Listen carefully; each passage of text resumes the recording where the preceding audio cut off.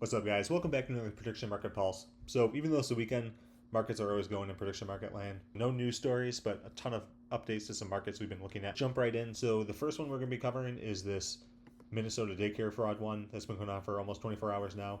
This already has 137,000 in volume, so that's a big one. Then we're going to be going over this lighter TGE. It was estimated to be tomorrow, but odds are dropping. Very interesting. This was one of the most hotly contested polymarkets in crypto land.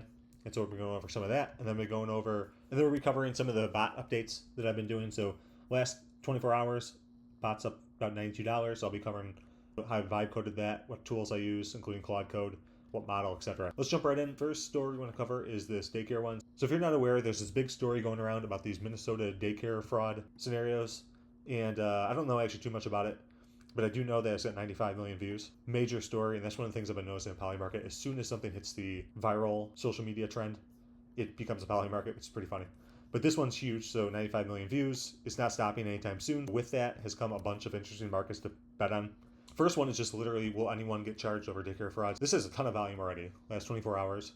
And as you can see here, it's actually already fluctuated a lot. So it went down to like 40%, and went up to 74%, which I think is crazy because if you look at the rules are very strict. It says by January 31st, if someone has to get formally charged or otherwise announced as a criminal indictment of any individual connection. I just don't think that's going to happen that fast.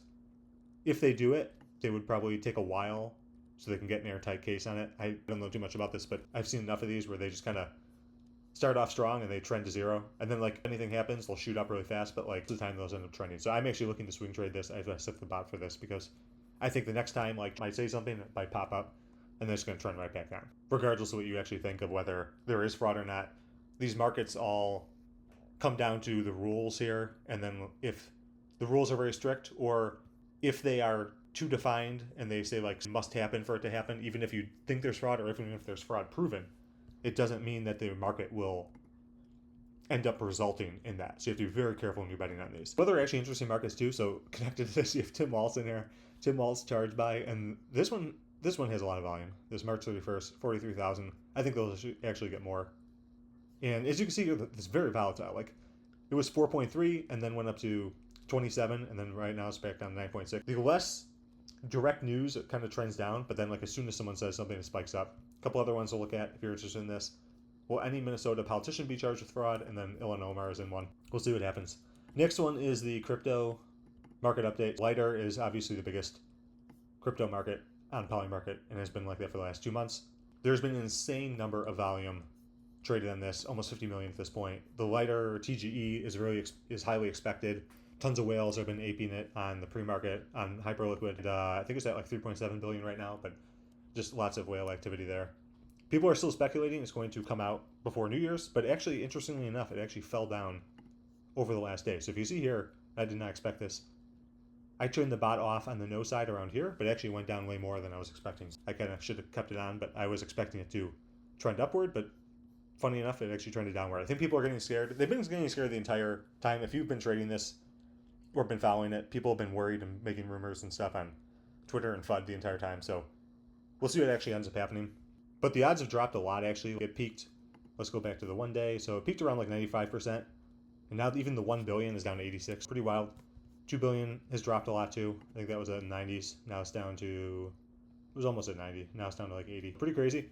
What day market also has been very interesting. This is the one I actually botted for the vibe coding part that I'm going to talk about. This was at, I think in the 70s. Like it was very this morning. And then I turned the bot off around here in the morning. Maybe I turned it off around here actually. And then now it's down a bit. I still think it's coming tomorrow. I don't know. I think people are panicking for no reason. The option went up a lot. So what you'll learn if you start trading these is that people like hedging a lot. People are expecting the 29th, but now that 29th is coming up soon, basically the FUD around it is that no announcement's been directly made for tomorrow. And because of that, people are worried. So now they're hedging on the 30th, which is pretty funny. And also no airdrop went up a bit.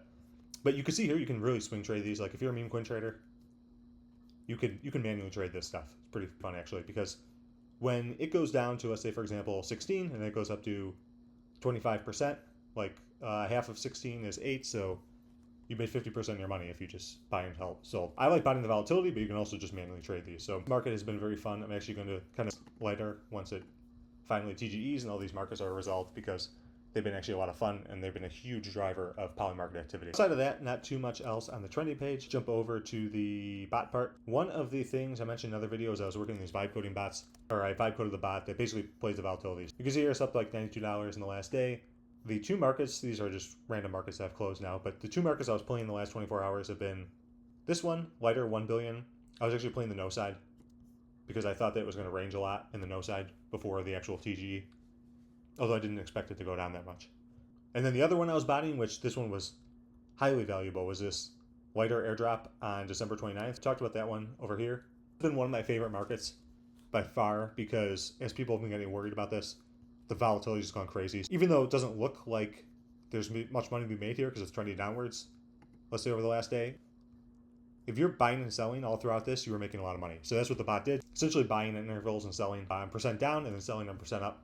On about $1,200 of volume, it made $72, which is about 6.5% return. But as you can see here, if you had held the entire time, you'd actually be down. So playing the volatility actually made more money without having to, with taking directional risk, of course, because if it went down a lot, then I'd be buying as it went down. But I got out because one of the things I've noticed while playing these markets is that you do not want to be anywhere near the market if you're trying to swing trade it at the point of resolution, because things will happen that you just don't expect, and then you just get smashed. I like trading before it, so that's why I got out, because I wanted to at least 24 hours before the 29th, before I had to worry about any huge event happening, because you never know if these get delayed.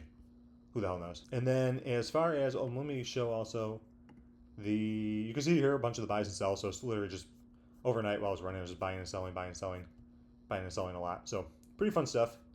Not hard to make vibe coded bots in Polymarket. All the docs are online, and you do have to be worried, of course, because you're trading real money, but it is definitely not hard to get started. If you're looking to get started, I would recommend using Claude Code. That's what I use, and I'm specifically using Opus 4.5. You can see here some of the logs from two of the runs I had. This one was the lighter 3B. I was also botting that, but that didn't do much because it kind of just traded sideways. And you can see the config here as well. The airdrop December 29th one. You can just literally ask it like, let's say like, give me a bot that watches a wallet on Polymarket. And they'll go actually like literally make the code for you and you just run it. I'm a developer, but this is, if you're not even a developer, this is good enough to literally develop your own scripts and run them, because it's cool. Like, shocked at how good these models are at this point. So I'm just going to tell it to go continue, and I'll just start doing stuff. Yeah, so you just let it wait, and it'll actually make the bot. So pretty cool stuff. If you're interested in vibe coding stuff, let me know. I could do more tutorials on that. I just do it for fun. Because everything can be done through the API in Polymarket, through their collab system, it's relatively easy to get bots up. Especially, it's easy to get stuff that tracks wallets and does like insider analysis and other things if you're willing to put in the time. If you want any updates on that or direct tutorials, let me know. And then if you're looking for any updates on specific markets, let me know. I'm always looking to check out new markets. And I will see you all in the next episode.